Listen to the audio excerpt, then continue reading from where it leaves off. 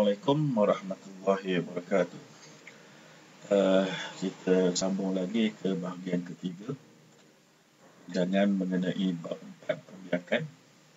Dan kali ini kita lihat perbandingan antara pembiakan seks dan pembiakan aseks.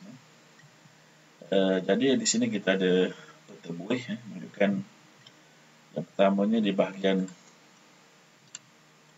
tengah ini menunjukkan persamaan yang ada di antara pembiakan seks dengan pembiakan aseks. Persamaan yang pertama ialah kedua-dua pembiakan ini akan menghasilkan individu yang baru. Dan persamaan yang kedua, kedua-dua pembiakan akan mengekalkan spesies. Manakala untuk perbezaan pula, perbezaan yang pertama, untuk pembiakan seks, ianya melibatkan sel pembiakan dan persenyawaan. Manakala untuk pembiakan aseks, ianya tidak melibatkan sel pembiakan dan juga tidak melibatkan proses persenyawaan. Jadi sel pembiakan yang dimaksudkan di sini adalah sel-sel gamet. Okey, perbezaan yang kedua, untuk pembiakan seks, ianya akan menghasilkan bilangan anak yang lebih sedikit. Manakala untuk pembiakan aseks, ianya akan menghasilkan bilangan anak yang banyak. Okey, perbezaan yang ketiga, untuk pembiakan seks, pembiakan adalah kurang pantas. Manakala untuk pembiakan aseks, pembiakannya adalah pantas. Perbezaan yang keempat, pembiakan seks melibatkan induk jantan dan juga induk betina. Manakala untuk pembiakan aseks, ianya melibatkan satu induk sahaja. Okey, dan perbezaan yang terakhir ialah pembiakan seks ini anak yang terhasil berbeza daripada induk dan akan menunjukkan variasi genetik.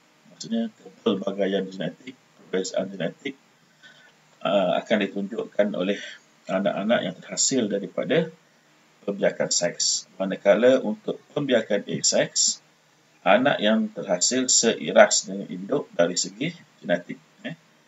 Kerana di sini hanya berlaku proses yang melibatkan pembahagian sel secara mitosis saja, di mana mitosis tidak akan menghasilkan variasi genetik. Okey, jadi ini adalah untuk menguji kamu mengingat semula. Kamu sepatutnya mencuba untuk menyatakan dua persamaan di antara dua jenis pembiakan ini. Kemudian nyatakan pula 1, 2, 3. Tiga perbezaan di antara pembiakan seks dan juga pembiakan aseks. Kalau kamu tak mampu, maka kamu kena patah ke belakang untuk melihat semula video ini untuk lebih mudah untuk kamu ingat, kamu faham.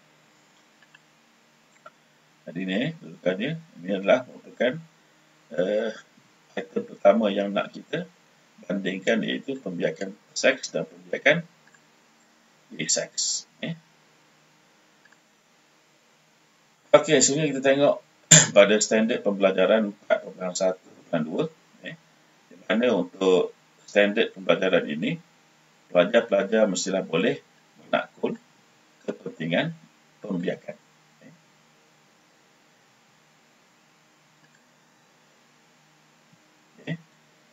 Pembiakan yang pertama, kepentingan dia adalah untuk memastikan spesies tidak pupus. Contohnya diberikan kita ada zirafah, maka untuk menghasilkan generasi zirafah seterusnya, maka induk yang zirafah, satu jantan satu betina, mesti melakukan proses pembiakan untuk menghasilkan anak untuk meneruskan generasi mereka. Jika ini tidak berlaku, maka spesies zirafah ini akan pupus. Yang kedua adalah untuk menambahkan populasi spesies. Biasanya di kalangan haiwan-haiwan ini, mereka akan bekerjasama di kalangan mereka untuk yang pertamanya perlindungan, kemudian bekerjasama untuk mencari makanan dan sebagainya, maka mereka perlu tambahkan populasi spesies.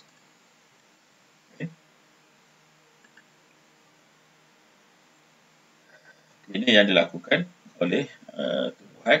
Di mana kalau kamu lihat di sini, kalau kita besarkan sedikit di sini, daripada satu daun dia menghasilkan banyak anak. Kalau kita lihat di sini banyak. Setiap satu ni 1, 2, 3, 4, 5, 6, 7, 8, 9, 10, 11, 12, 13, hampir 20 anak yang dihasilkan pada satu daun. Dan dia ada lebih daripada satu daun.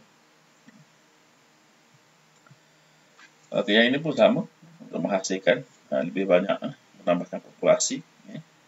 Kerana jika ianya hanya menghasilkan satu anak saja dan anak tadi dimakan oleh mangsa, maka tidak ada lagi generasi baru daripada serangga ini. Jadi mereka menghasilkan banyak anak, di mana kemungkinan untuk sebahagian besar daripadanya bermandiri adalah lebih besar berbanding dengan menghasilkan sedikit anak.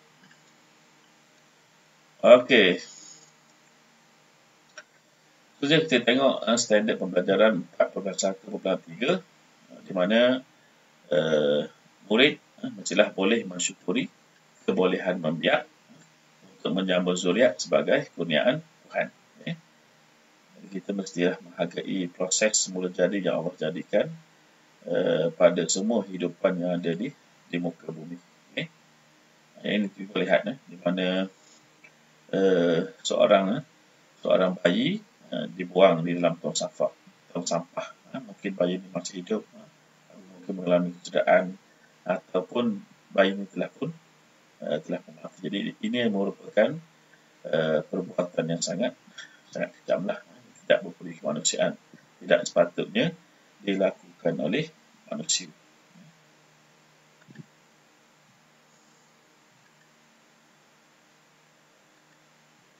Okey, sekian untuk video ini. Assalamualaikum warahmatullahi wabarakatuh.